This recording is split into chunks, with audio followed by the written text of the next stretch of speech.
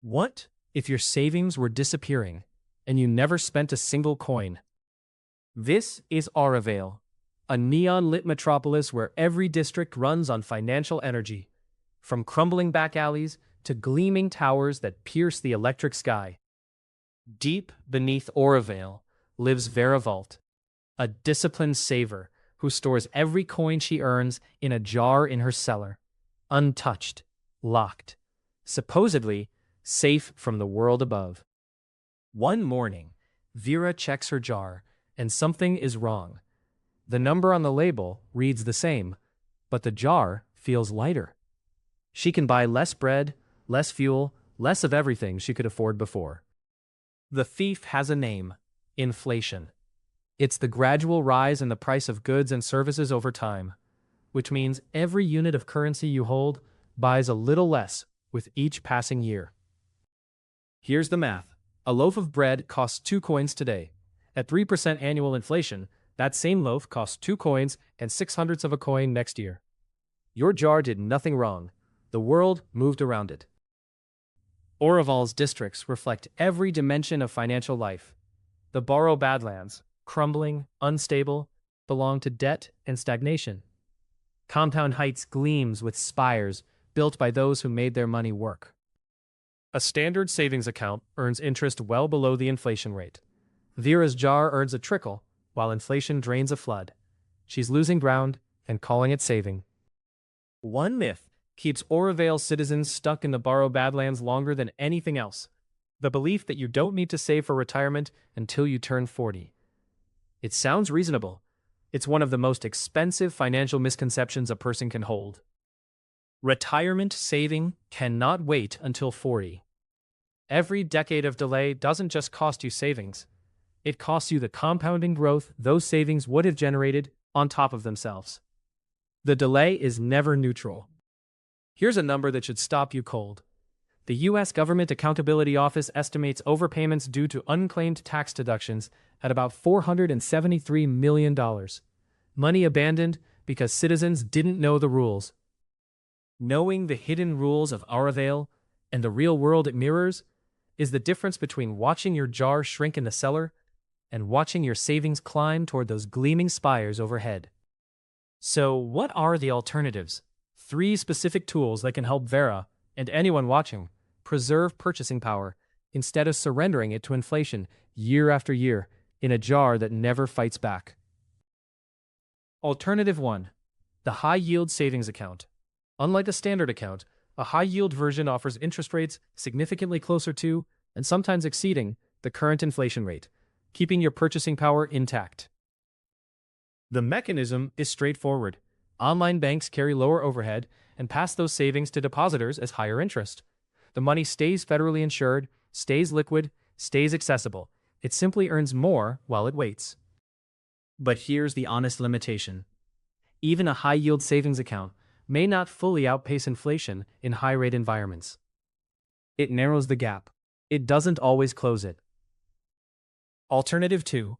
Treasury Inflation-Protected Securities, TIPS. These are government bonds whose principal adjusts automatically with inflation. The instrument is designed, structurally, to keep pace with the thief stealing Vera's jar. When inflation rises 2%, the face value of a TIPS bond rises 2%. At maturity, the investor receives whichever is greater, the adjusted principal or the original. It's a direct structural hedge. Had Vera placed even a portion of her cellar jar into TIPS, the invisible thief would have found nothing to steal, because every coin lost to rising prices would have been replaced by the bond's own inflation tracking adjustment. TIPS aren't frictionless. Interest payments are taxed as ordinary income, even in years when you haven't received cash, a quirk called phantom income that catches first-time TIPS investors off guard. Know it before you buy. Alternative 3. The Broad Market Index Fund. Over long time horizons, diversified equity index funds have historically outpaced inflation by a substantial margin. This is the engine powering the spires of Compound Heights. An index fund holds a slice of every company in a given market index, spreading risks so broadly that no single failure can sink the vessel. Low fees, mean more of the return stays with the investor, rather than being skimmed at the dock. Compounding means returns generate their own returns. Starting at 25 instead of 45 doesn't just double the time, it can multiply the final balance by a factor of 4 or more. Not from earning more, from starting sooner. Remember the myth that retirement saving can wait until 40? The compounding math makes that delay catastrophic, not mildly inconvenient, catastrophic. Every year of inaction isn't a neutral pause, it's an active subtraction from your future. Index funds carry real volatility over short windows. They're not where Vera stores next month's rent. The three tools work as a system: high yield for near-term liquidity, tips for medium-term stability, index funds for long-term growth. Araval's districts aren't random. They're the physical architecture of financial decisions made at scale. The Barrow Badlands grew from inertia and myth. Compound Heights grew from compounding and knowledge, the same forces available to everyone. Inflation isn't the only invisible drain. The GAO's estimate of $162 billion in improper payments highlights significant fiscal mismanagement. A reminder that the financial rules reward citizens who learn them and silently penalize those who don't. When Vanguard introduced the first retail index fund in 1976, the average investor's annual fee dropped from roughly 1% to under 0.2%. Over 30 years, that difference compounds into tens of thousands of dollars, not from earning more, but from losing less. Vera Vault still has her cellar, but instead of one static jar slowly losing its value, she holds 3 instruments tuned to 3 different time horizons, and the invisible thief finds nothing left to steal.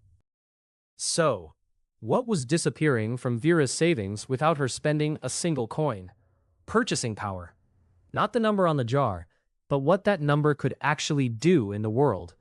That distinction changes everything about how you save.